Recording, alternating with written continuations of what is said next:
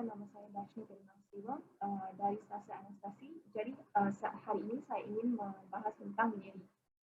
Jadi untuk definisi nyeri berdasarkan International Association for the Study of Pain adalah pengalaman sensoris dan emosi yang tidak menyenangkan di mana berhubungan dengan kerusakan jaringan atau potensial terjadi kerusakan jaringan. Jadi untuk mekanisme nyeri terdapat dua bagian yang besar iaitu nyeri nociceptif dan nyeri neuropatik. Terdapat 4 rangkaian proses dalam nyeri nociceptif iaitu transduksi, transmisi, modulasi dan persepsi.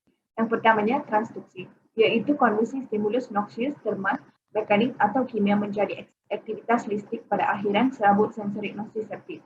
Proses ini diperantarai oleh reseptor ion channel yang spesifik. Yang kemudian adalah transmisi iaitu bentuk transfer sinaptik dari satu neuron ke neuron lain.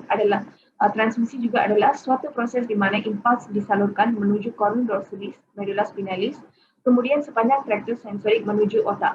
Neuron efferent prima merupakan pengirim dan penerima aktif dari signal elektrik dan kimiawi. Aksonnya berakhir di cornu dorsalis, medulla spinalis dan selanjutnya berhubungan dengan banyak neuron spinal. Yang ketiga adalah modulasi iaitu merupakan hasil dari aktivitasi otak tengah. Beberapa neuron dari daerah tersebut memiliki berbagai neurotransmitter seperti endorfin, enkefalin, serotonin dan norepinefrin turun ke daerah-daerah dalam sistem saraf pusat yang lebih rendah. Neuron ini merangsang pelepasan neurotransmitter tambahan yang pada akhirnya memicu pelepasan opioid, endogen dan menghambat transmisi impuls nyeri di cornu dorsal. Yang keempat adalah persepsi iaitu melibatkan kedua komponen sensorik dan efektif nyeri. Untuk skala penilaian nyeri terdapat beberapa skala penilaian nyeri. Yang pertamanya adalah Visual Analog Score atau juga disebut sebagai VAS. VAS adalah alat ukur lainnya yang digunakan untuk memeriksa intensitas nyeri dan secara khusus meliputi 10 hingga 15 cm garis dengan setiap ujungnya ditandai dengan tahap intensitas nyeri. Yang kelebihan skala ini adalah secara potensial VAS lebih sensitif terhadap intensitas nyeri daripada pengukuran lain seperti VRS skala 5 poin kerana responnya yang lebih terbatas. Begitu pula VAS lebih sensitif terhadap perubahan pada nyeri kronik daripada nyeri akut. Skala nyeri ini simple dan mudah untuk menilai skor nyeri dan dalam banyak kasus. Kelemahan VAS adalah skala tersebut tidak efektif digunakan pada pasien yang memiliki gangguan kognitif ataupun motorik, pasien yang tidak responsif seperti injuri, anak usia muda dan pasien dengan umur yang tua. Skala nyeri ini tidak selalu dapat dijelaskan secara akurat ataupun diukur berdasarkan tingkat keparahannya sahaja. Yang kedua adalah Numeric Pain Rating Scale atau juga disebut sebagai NPRS.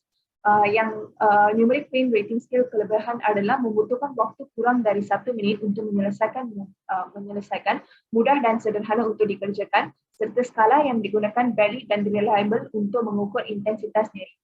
Kelemahannya adalah hanya dapat mengevaluasi satu komponen bahagian yang mengalami rasa nyeri sehingga tidak dapat mengidentifikasi kompleksitas dari riwayat rasa sakit atau perubahan perkembangan gejala. Yang ketiga adalah Wong-Baker Faces Pain Rating Scale. Skala nyeri ini tergolong mudah untuk dilakukan kerana hanya dengan melihat ekspresi wajah pasien pada saat bertatap muka tanpa kita menanyakan keluhannya. Skala nyeri ini adalah skala kesakitan yang dikembangkan oleh Donna Wong dan Connie Baker.